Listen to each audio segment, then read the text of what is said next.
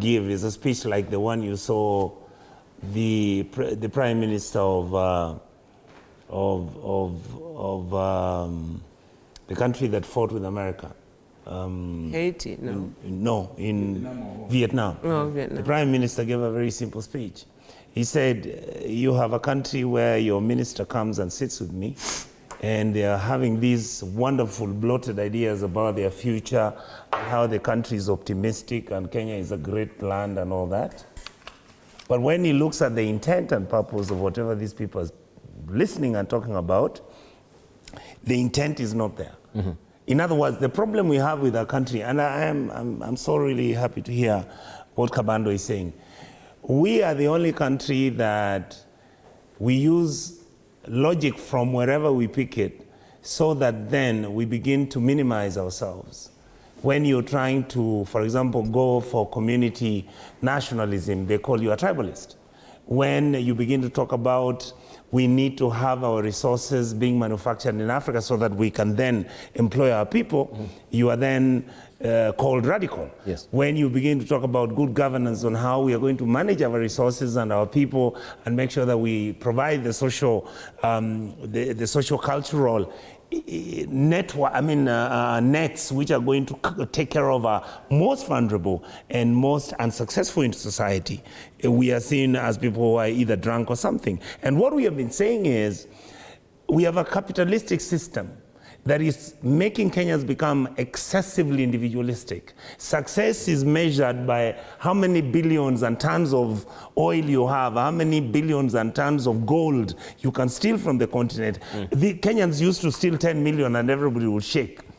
Now people steal billions, 19 billion, 17 billion, 105 billion, and that's normal. And what some of us are saying, this is the emasculation that is so deliberate. Whether you look at our education, the way we behave, the scenario that you are raising about our country, look at where we are, Kabando, a university that was the epitome of our excellence, a university that made me understand who I was, made me socialize intellectually with other people. Right now, it is nearly impossible to do that.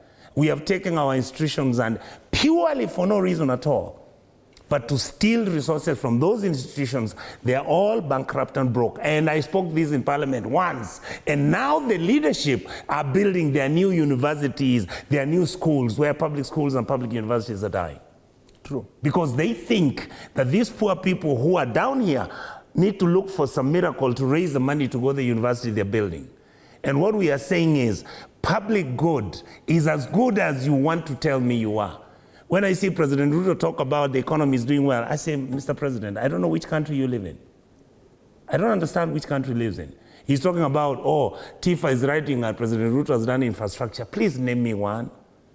Don't give me 16 kilometers, 21 kilometers. Onyonka, you are leaving a point. Yes. And this point is that,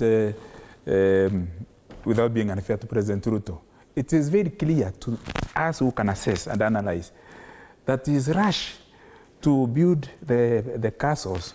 Yes. And the university in Sugoi is because his gluttony tells him that under 5 years, he must get a peponi like the Kenyatas, and he must get a Kabarak or Sunshine like the Mois. That's the problem.